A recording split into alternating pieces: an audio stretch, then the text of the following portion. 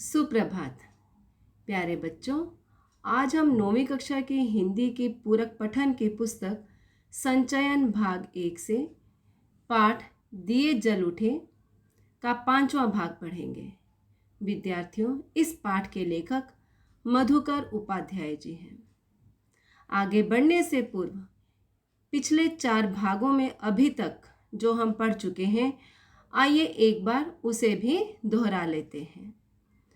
प्रस्तुत पाठ में लेखक मधुकर उपाध्याय जी ने देश को स्वतंत्र कराने में नेताओं के महत्वपूर्ण योगदान को दर्शाया है। सरदार वल्लभ भाई पटेल, महात्मा गांधी जी और पंडित जवाहरलाल नेहरू जी ने देश को स्वतंत्र कराने के लिए समय समय पर अनेक आंदोलन किए। इन आंदोलनों में दांडी कूच भी था। सरदार वल्लभ भाई पटेल इसी आंदोलन की तैयारी के सिलसिले में गुजरात में रास नामक स्थान पर गए थे। वहां पर उन्हें गिरफ्तार कर लिया गया, जिसके फलस्वरूप गांधी जी ने आंदोलन की सारी जिम्मेदारी संभाल ली। गांधी जी और अन्य सत्याग्रही गाजे बाजे के साथ रास पहुंचे। गांधी जी ने वहां उपस्थित लोगों से सरकारी नौकरियां छोड़ने के लिए उन्हें प्रेरित किया।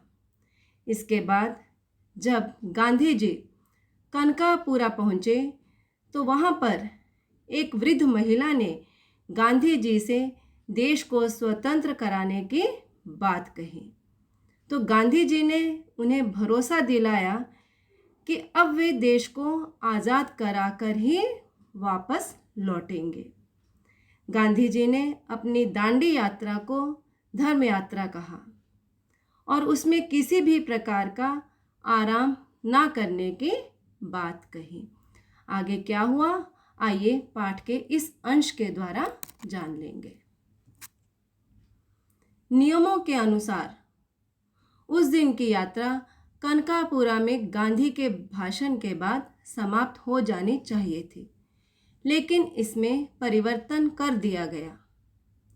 यह तय पाया गया कि नदी को आधी रात के समय समुद्र का पानी चढ़ने पर पार किया जाए, ताकि कीचड़ और दलदल में कम से कम चलना पड़े। रात 10:30 बजे भोजन के बाद सत्याग्रही नदी की ओर चले। अंधेरी रात में गांधी को करीब 4 किलोमीटर दलदली जमीन पर चलना पड़ा। कुछ लोगों ने गांधी को कंधे पर उठाने की सलाह दी, पर उन्होंने मना कर दिया। कहा, यह धर्म यात्रा है, चलकर पूरी करूंगा। तट पर पहुंचकर गांधी जी ने पैर धोए और एक झोंपड़ी में आराम किया, आधी रात का इंतजार करते हुए। तो नियमों के अनुसार, यानी कि जो नियम जो है बांधे गए थे, उन नियमों के अनुसार उस दिन की यात्रा कनकापुरा में गांधी जी के भाषण के बाद समाप्त हो जानी चाहिए थी, लेकिन ऐसा नहीं हुआ। इसमें बदलाव कर दिया गया और यह तय किया गया कि नदी को आधी रात के समय जब समुद्र का पानी चढ़ना शुरू हो जाएगा तभी उसे पार किया जाए। ऐसा क्यों किया गया? ऐसा इसके लिए तय किया गया ताकि कीचड़ और दलदल में उन्हें कम से कम चलना पड़े। रात 10:30 बजे भोजन के बाद सत्याग्रही, जितने भी सत्याग्रही थे, वे सब नदी की तरफ चल पड़े। अंधेरी रात में गांधी जी को करीब 4 किलोमीटर दलदली जमीन पर चलना पड़ा। दलदली जमीन क्या होती है? दलदली जमीन का अर्थ होता है, दलदली मतलब कि जो कीचड़ से भरी हुई जमीन पर जो है गांधी जी को करीब 4 किलोमीटर तक चलना पड़ा। कुछ लोगों ने उन्हें सलाह दी, कहा कि वे उन्हें कंधे पर उठाकर ले जाएंगे, लेकिन गांधी जी ने मना कर दिया। उन्होंने कहा कि यह धर्म यात्रा है, मतलब कि यह जो उनकी यात्रा थी, यह कौन सी यात्रा थी? यह धर्म यात्रा थी। उन्होंने कहा कि यह यात्रा मैं चलकर ही पूरी करूंगा। उन्होंने किसी भी प्रकार का सहारा लेने से मना कर दिया। तट पर पहुंचकर, तट मतलब कि किनारे पर पहुंचकर गांधी जी ने पैर धोए और एक झोंपड़ी में आराम किया। मही के तट पर उस घुप अंधेरी रात में भी मेला जैसा लगा हुआ था। भजन मंडलियां थी, दांडिया रास में निपुण दरबार थे। उनके गीत के बोल थे, देखो गांधी का दांडिया रास, देखो वल्लभ का दांडिया रास, दांडिया रास सरकार का नास, देखो विट्ठल का दांडिया रास, देखो भगवान का दांडिया रास। जब वे मही नदी के तट पर पहुंचे, तट मतलब किनारे पर, तो उस समय घुप अंधेरी रात थी। घुप मतलब कि गहरी अंधेरी रात थी, लेकिन उस गहरी अंधेरी रात में भी मही नदी के तट पर एक मेला जैसे लगा हुआ था और वहाँ पर भजन मंडलियाँ थी। जो भजन मंडलियाँ थी वे भजन गा रही थी। दांडिया रास में निपुण दरबार भी थे। निपुण होता है कुशल। और जो वे गीत गा रहे थे उन गीतों के बोल कुछ इस प्रकार थे कि देखो गांधी का दांडिया रास, देखो वल्लभ का दांडिया रास। दांडिया रास यानी कि सरकार का नाश। अंग्रेज सरकार का क्या करना चाहते थे, उसको जो है भगाना चाहते थे, उसका नाश करना चाहते थे। देखो विट्ठल का दांडिया रास, देखो भगवान का दांडिया रास। तो दांडिया रास में कुशल दरबार जो गीत गा रहे थे उन गीतों के बोल इस प्रकार थे। गांधी को नदी पार कराने की जिम्मेदारी रघुनाथ काका को सौंपी गई थी। उन्होंने इसके लिए एक नई नाव खरीदी और उसे लेकर कनकापुरा पहुंच गए। बदलपुर के रघुनाथ काका को सत्याग्रहियों ने निषाद राज कहना शुरू कर दिया। उनके पास बदलपुर में काफ़ी ज़मीन थी और नावें भी चलती थी। जब समुद्र का पानी चढ़ना शुरू हुआ तब तक अंधेरा इतना घना हो गया था कि छोटे मोटे दिए उसे भेद नहीं पा रहे थे। थोड़ी ही देर में कई हजार लोग नदी तट पर पहुंच गए। उन सबके हाथों में दिए थे। यही नज़ारा नदी के दूसरी ओर भी था। पूरा गांव और आसपास से आए लोग दिए की रोशनी लिए गांधी और उनके सत्याग्रहियों का इंतजार कर रहे थे। अब गांधी जी को नदी पार कराने की जो जिम्मेदारी थी वह रघुनाथ काका को सौंपी गई थी। और उन्होंने क्या किया, रघुनाथ काका ने इसके लिए एक नई नाव भी खरीदी और उसे लेकर वे कनकापुरा पहुंच गए। बदलपुर के रघुनाथ काका को सत्याग्रहियों ने निषाद राज कहना शुरू कर दिया। निषाद राज कहते हैं केवट को। तो बदलपुर के रघुनाथ काका कहाँ के रहने वाले थे, बदलपुर के रहने वाले थे। तो सत्याग्रहियों ने रघुनाथ काका को केवट कहना शुरू कर दिया।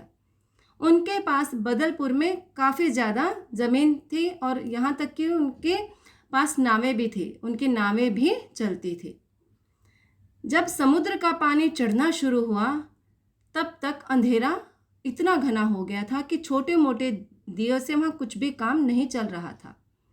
तो थोड़ी ही देर में क्या हुआ, कई हजार लोग नदी के किनारे पर पहुंच गए और जितने भी लोग वहां पहुंचे उन सभी के हाथों में दिए थे। और यही जो दृश्य था यह नदी के दूसरी तरफ भी था। पूरा गांव और आसपास से आए लोग दिए की रोशनी लिए गांधी और उनके सत्याग्रहियों का इंतजार कर रहे थे। रात 12 बजे महिसागर नदी का किनारा भर गया। पानी चढ़ आया था। गांधी झोंपड़ी से बाहर निकले और घुटनों तक पानी में चलकर नाव तक पहुँचे। महात्मा गांधी की जय, सरदार पटेल की जय और जवाहरलाल नेहरू की जय के नारों के बीच नाव रवाना हुई, जिसे रघुनाथ काका चला रहे थे। कुछ ही देर में नारों की आवाज़ नदी के दूसरे तट से भी आने लगी। ऐसा लगा जैसे वह नदी का किनारा नहीं बल्कि पहाड़ की घाटी हो जहाँ प्रतिध्वनि सुनाई दे। अब रात के 12 बजे महिसागर नदी का किनारा जो है लोगों से भर गया, पानी भी चढ़ आया था। उस समय गांधी जी अपनी झोंपड़ी से, जिस झोंपड़ी में वे आराम कर रहे थे, उससे वे बाहर निकले और घुटनों तक पानी में चलकर वे नाव तक पहुँचे। जब वे घुटनों तक पानी में चलकर नाव तक पहुँचे तब सभी लोगों ने जो है महात्मा गांधी की जय, सरदार पटेल की जय और जवाहरलाल नेहरू की जय के नारे लगाने शुरू कर दिए। इसी बीच उनकी नाव वहाँ से चल दी। रवाना होना मतलब कि चल देना। और इस नाव को चलाने वाले कौन थे? रघुनाथ काकत जी थे। कुछ ही देर में नारों की आवाज़ नदी के दूसरे किनारे से भी आने लगी और उस समय ऐसा प्रतीत हो रहा था कि जैसे वह नदी का किनारा ना होकर बल्कि कोई पहाड़ की घाटी हो, जहाँ पर प्रतिध्वनि सुनाई दे। प्रतिध्वनि क्या होती है? किसी शब्द के उपरांत, यानी कि किसी शब्द के बाद सुनाई देने वाला उसी से उत्पन्न शब्द। तो ऐसा वहाँ का नज़ारा प्रतीत हो रहा था। महिसागर के दूसरे तट पर भी स्थिति कोई भिन्न नहीं थी। उसी तरह का कीचड़ और दलदली जमीन। यह पूरी यात्रा का संभवतः सबसे कठिन हिस्सा था।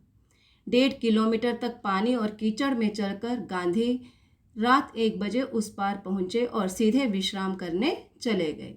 गांव के बाहर नदी के तट पर ही उनके लिए झोंपड़ी पहले ही तैयार कर दी गई थी। गांधी के पार उतरने के बाद भी तट पर दिए लेकर लोग खड़े रहे। अभी सत्याग्रहियों को भी उस पार जाना था। शायद उन्हें पता था कि रात में कुछ और लोग आएंगे जिन्हें नदी पार करानी होगी। तो महिसागर के दूसरे किनारे पर भी जो स्थिति थी वह कुछ अलग नहीं थी। वहाँ पर भी उसी प्रकार का कीचड़ था और दलदली ज़मीन थी। यह जो पूरी यात्रा का जो हिस्सा था सबसे कठिन था। 1.5 किलोमीटर तक पानी और कीचड़ में चलकर गांधी जी रात के 1 बजे दूसरे उस पार यानी कि नदी के दूसरे किनारे पर पहुंच गए और फिर वहां से वे सीधे विश्राम करने के लिए चले गए। गांव के बाहर नदी के तट पर ही उनके लिए झोंपड़ी पहले से ही तैयार कर दी गई थी। जब गांधी जी उतर गए तो गांधी जी जब मतलब के पार उतर गए उसके बाद भी तट के ऊपर, उस किनारे के ऊपर लोग दिए लेकर खड़े ही रहे, क्योंकि जो बाकी के सत्याग्रही थे उनको भी उस पार जाना था। शायद उन्हें पता था कि रात में कुछ और लोग आएंगे जिन्हें कि नदी पार करानी होगी, इसके लिए वे वहीं पर खड़े रहे। आइए शब्दों के अर्थ जान लेते हैं। धर्म यात्रा, धर्म या शुभ कार्य के लिए की गई यात्रा। वरिष्ठ, बड़े, निपुण, निपुण का अर्थ होता है कुशल। निषादराज, निषादराज कहते हैं केवट को। नज़ारा, इसका अर्थ होता है दृश्य। प्रतिध्वनि, किसी शब्द के उपरांत सुनाई पड़ने वाला उसी से उत्पन्न शब्द। दलदली, कीचड़ से भरी हुई।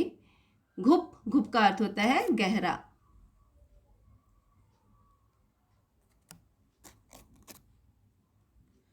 तो बच्चों, प्रस्तुत पाठ में हमने जाना कि वल्लभ भाई पटेल त्यागी, बलिदानी और साहसी देशभक्त थे। रास नामक स्थान पर उन्होंने कार्यकर्ताओं के आग्रह पर एक छोटा सा भाषण दिया।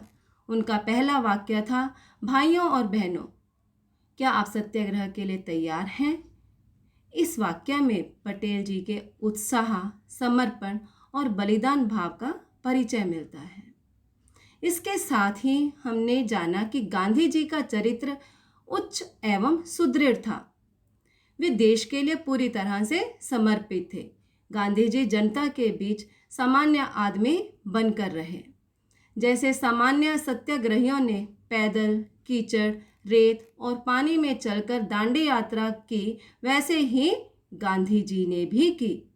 उन्होंने किसी भी प्रकार का सहारा लेने से, किसी भी प्रकार का वाहन लेने से मना कर दिया। ना ही वे कार्यकर्ताओं के कंधे पर ही बैठे। उनके इस त्याग भावना से पूरा देश प्रभावित हो गया।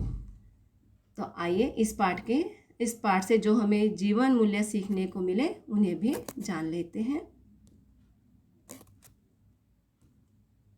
जीवन मूल्य, विषम परिस्थिति का सामना तात्कालिक सूझबूझ और आपसी मेलजोल से किया जा सकता है।